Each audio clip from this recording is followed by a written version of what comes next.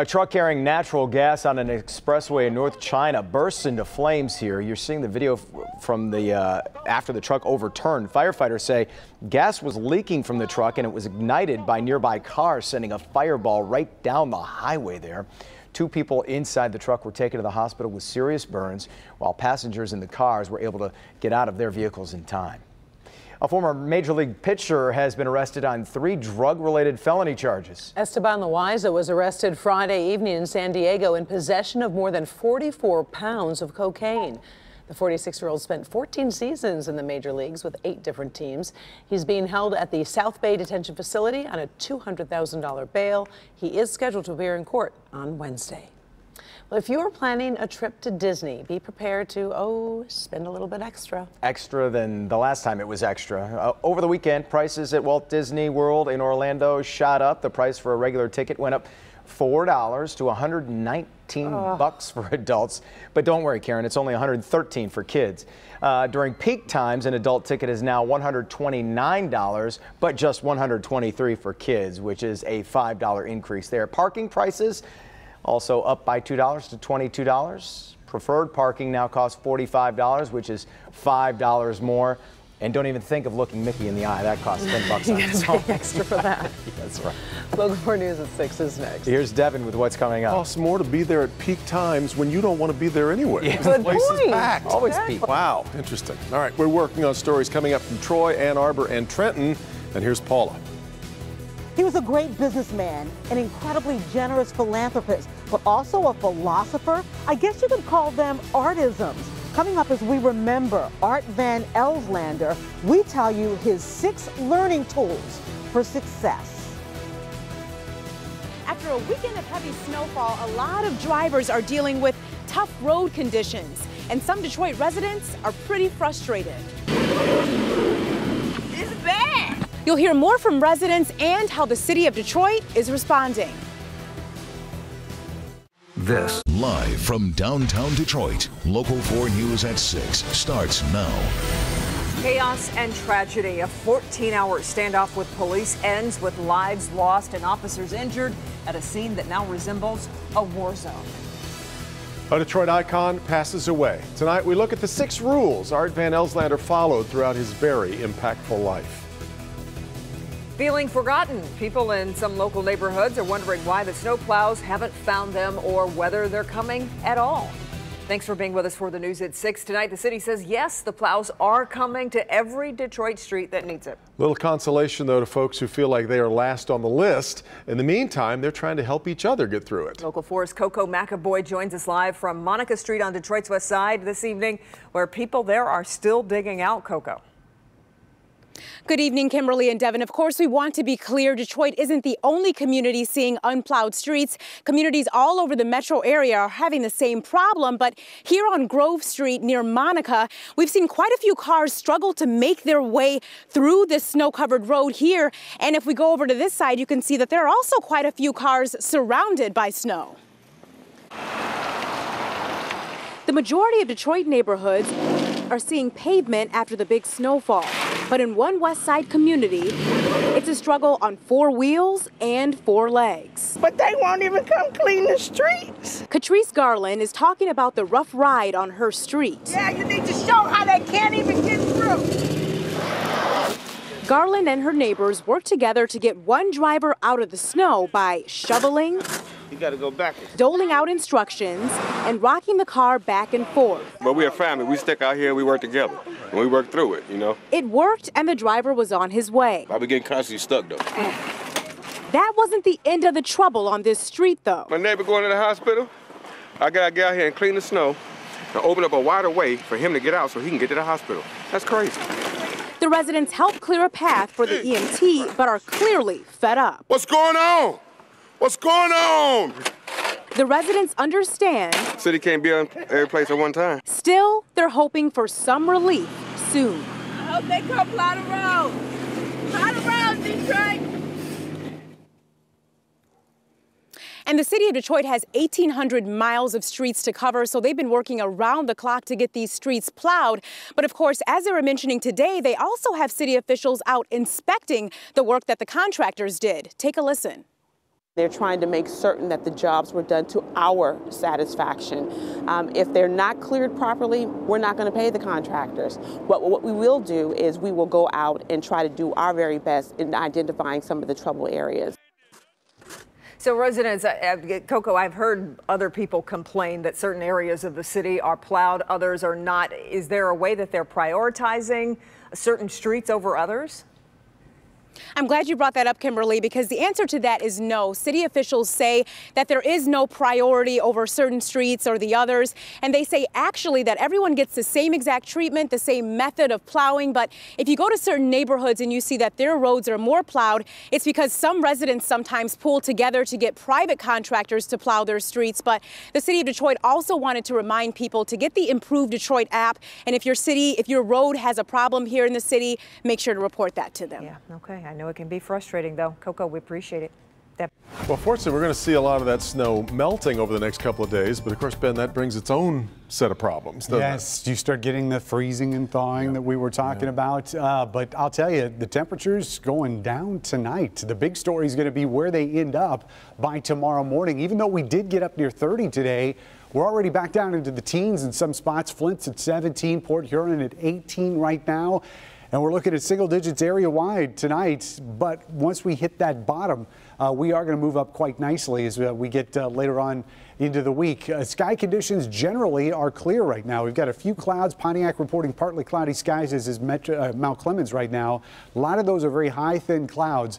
So as we get into the nighttime hours, we'll be down into single digits by morning. 6 a.m. temperature at just around 8, and that's going to be near the city. The further outside you get, the colder things get, and we will be seeing some patchy fog. We'll talk more about that and where some of these warmer temperatures end up straight ahead. Don't forget to download our local forecasters app. It has interactive radar, severe weather alerts, and a lot more in the palm of your hand. Download it for free in your app store by searching WDIV.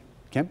Ben, a 61-year-old is among 3 women killed in a domestic shooting that left 3 officers shot and injured. Happened last night on Detroit's east side, and Detroit police are still working to figure out what started the hail of gunfire. Local 4's Rod Maloney is live tonight with more. Rod? Yeah, Kimberly, Lamont Street is right behind me here, and police have moved down the street a little closer to the shooting, although we've been kept back several blocks. We're told that the whole area is littered with bullet holes, police cars, houses, and the like, because they were shot up with a high-velocity rifle. And in the end, a family has been ripped apart. A domestic violence incident ended with a fatal shooting at about 10:30 last night. A girlfriend shot and killed inside the house.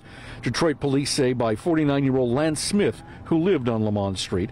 Apparently, her 61-year-old mother went to help and was shot outside the house. Then her sister went to help her. She, too, was shot, and her husband, an off-duty Detroit Public Schools police officer, ran to help, and he was shot in the kneecap. He's in the hospital but is expected to survive. Michael Brown is a family friend. He says that this shooting involving people who all live next to each other is devastating. Words can't describe it. I mean, it's unthinkable. I mean, I can't even imagine, somebody taking 3 family members of mine in one day and injuring another. I mean, it's unthinkable. A close-up look at the scene late this afternoon shows the deadly aftermath, bullet holes everywhere. Deputy Chief Elvin Barron tells of how another Detroit police officer saved his partner in this hail of gunfire. Once his partner went down, he was able to grab his partner and pull him, again with that injury to his leg, pull him out of harm's way and get him to medical treatment. DPD fired chemical gas into the house around 2 a.m. Smith went quiet after that, but by dawn, Michigan State Police had taken control of the scene, deployed robots to look in the house, concerned that Smith might still lie in wait. We did discover a suspect with a self-inflicted gunshot wound. Lance Smith was 49 years old. Family claimed to DPD that he had mental health issues, although DPD says it cannot find any medical diagnosis of that. He had a CPL license. He also had 7 weapons that he owned. Back to you. And Rod, what do we know about the officers involved? Yeah. There were 3 officers that went to the hospital. 2 apparently have been released, and then the 3rd is expected to be okay tomorrow. All of them shot in the leg. None of those wounds were life-threatening. Incredible. All right. Rod, we appreciate it. Devin? Whether you shopped in one of his stores or you just enjoyed watching the parade he kept alive, there's a good chance Art Van Elslander touched your life. He passed away today at the age of 87. Today, those who knew him are also remembering the rules by which he lived. Paula Tutman standing by with a look at those. Hey, Paula. Hey there, Devin. Yeah, I mean, we're talking about a man who built this incredible furniture empire, also saved the entire institution of a community's parade. But who knew he was also somewhat of a philosopher?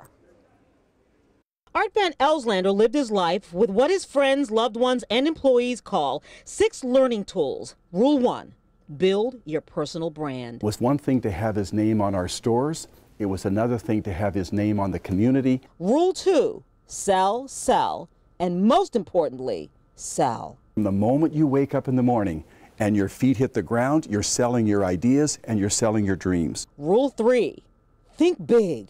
His longtime personal friend, Vivian Picard, speaks to that child sitting behind their parents, hearing the story of this great corporate neighbor and citizen of humanity. The sofa that you're seated on is really a product of a man who started out with so little and made so much.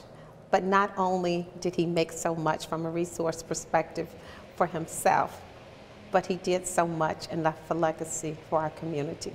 Rule 4, family first, business team second. And when you do that, you end up with community. He proved that 30 years ago when he wrote a $225,000 check that single-handedly saved America's Thanksgiving parade. What would have happened had he not written that check? Oh boy, if Art didn't write that check 30 years ago, I really don't know. He led the way, and it sent a message to other people that this means more to this city than anything else. And that was what started to catapult this company. Rule 5, bricks and mortar are just that, but the heartbeat of business is people. He believed in his employees and he took care of them when they had tough times. And then lastly, and probably more importantly, and his ultimate legacy for all of us is it's not where you start in life. It's where you end up and the journey. It's all about the journey and what you become through that journey. Wow. Life certainly well lived. He quietly battled lung cancer. He thought he'd beaten it a year ago, went down to the Cleveland Clinic, was put into hospice, chose to come back to Michigan to draw his last breath. And while cancer may have beaten him on this one, indeed, the entire Detroit, Michigan area are the true winners for having this man as their champion. It's really something, Paula. You know, a lot of workers, I guess, feel sort of disconnected from the man at the very top of the company they work for. Not the case here. Not here. You know what? We heard not just once, but several times of him finding out someone was sick, sending them to his personal physician, making sure that they got the best care, bringing them back to life with his own generosity. Yeah, it's really something. Yeah. All right, Paula. He will be missed. Yeah. MDOT will be out over the next few days to fix the worst of the pavement, and they warn everybody to expect delays. Today, southbound US 24 from Orchard Lake to Square Lake has just one lane open until about 7 o'clock tonight. Tomorrow from 7 a.m. until 7 p.m., 2 sections of eastbound I-696, one from DeQuinder to Ryan, the other from US 24 to Losser. And southbound I-75 from Coolidge to Square Lake will have up to 2 lanes closed. Also tomorrow from 8 a.m. until 7 p.m. US 24 will have only the right lane open from Orchard Lake to Square Lake. Now we know this is a lot of information to take in. So you can see it all on our website. Just go to clickondetroit.com. It's on the home page of our website there. A Trenton man is facing serious charges relating to an underage girl he met online. 24-year-old Joshua Kramer allegedly sexually assaulted a 15-year-old. Police said the two met online. He told the teen that he was 17. The girl's mother reported the relationship to police back in July. When Kramer found out he'd be facing charges, he fled, but he was later arrested in Louisiana. He's been brought back to Michigan. He'll be in court coming up on February 20th. Local 4 update now. A former doctor with the University of Michigan now facing child pornography charges. Mark Heltzel First got in trouble in 2004 after exchanging flirtatious messages with, it turned out, an 11-year-old. He was fired just last month after the state of Michigan licensing board suspended his license to practice due to allegations of having sex with a young patient. New charges come after police found a flash drive in Heltzel's house containing more than 200 images of child porn. He will have a detention hearing coming up on Wednesday. Still ahead, getting up and getting moving. Why early exercise might do wonders for kids in more ways than parents realize. Also coming up, here's Evrod. While the Winter Olympics are happening in Pyeongchang, South Korea, a different type of Olympics happening here in Metro Detroit. I'm Evrod Kasame. Coming up, I'll introduce you to the athletes vying for these gold, silver, and bronze medals. And next, the customer who was so upset with the staff at a local car wash, she decided to do more than complain. In fact, it got her arrested. We'll be right back. An angry customer attacked a car wash employee with a broom, and that was just the start of it. It happened at the Pro Car Wash on Rochester Road in Troy. Police say the woman became enraged after not being satisfied with her service, so she got out of her car, grabbed a push broom, and struck the employee on the arm before then grabbing a spray gun and shooting water at him and another employee. The 24-year-old woman was later arrested and charged with 1 count of felonious assault and 2 counts of assault and battery. Okay, in good health, new research shows getting kids moving in the morning can help their minds and their bodies. Researchers at Massachusetts General Hospital studied elementary and middle school students who took part in a before-school exercise program. After 12 weeks, the children showed significant improvements in their body weight. They also felt happier, had more energy, and were more engaged in their schoolwork. Well, it's been a great start in South Korea, watching the world's best athletes show their stuff. But physical achievement doesn't necessarily have to end in the prime of your Olympic youth. Yeah, you're right. It doesn't end in your 30s. That's why our Evrod Kasame went out to spotlight the seniors competing for medals of their own right here in Metro Detroit.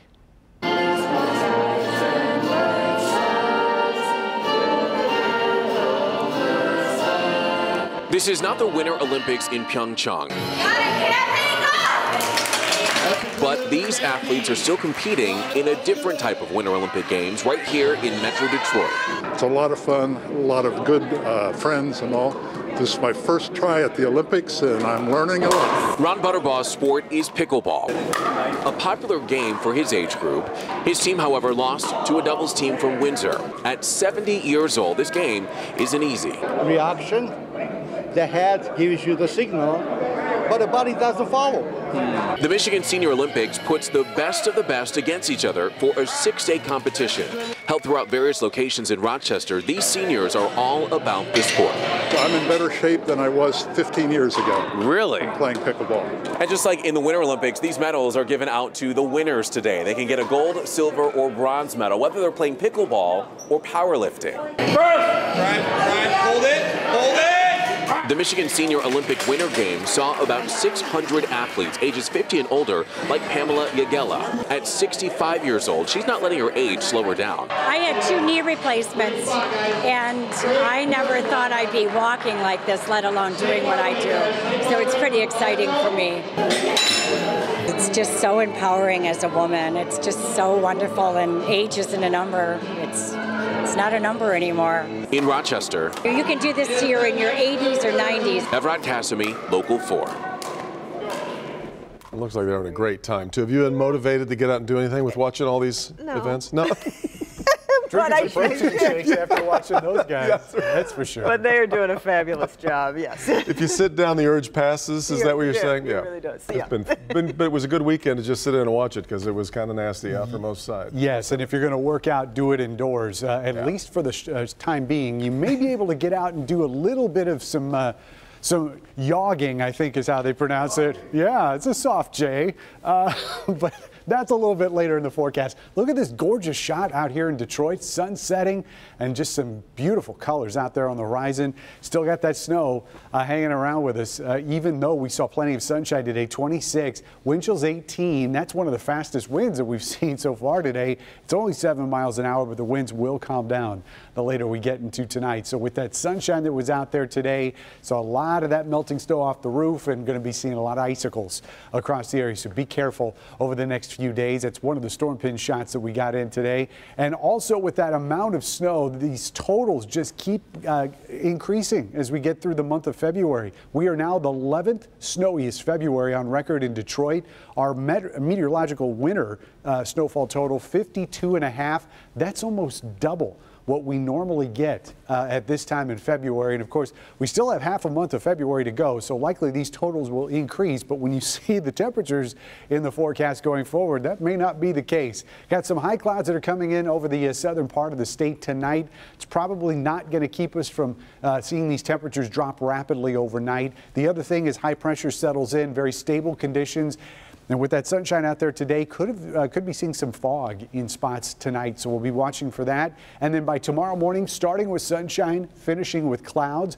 And believe it or not, our next chance of precipitation as we get into Wednesday night is going to be liquid, not snow. We'll see a few scattered showers overnight, should be gone by the time we start the drive in on Thursday. So here's your 4-zone forecast. Low temperatures tonight going to be single digits all across the area. 7 degrees in Detroit, 6 in Southfield, West Bloomfield, you'll be at 5. Then as we get into the south zone, we're looking at temperatures here. They're going to be in single digits all across the area as well. In fact, really 3 to 6 degrees is what most of us are going to see for lows tonight. Staying away from the negative numbers.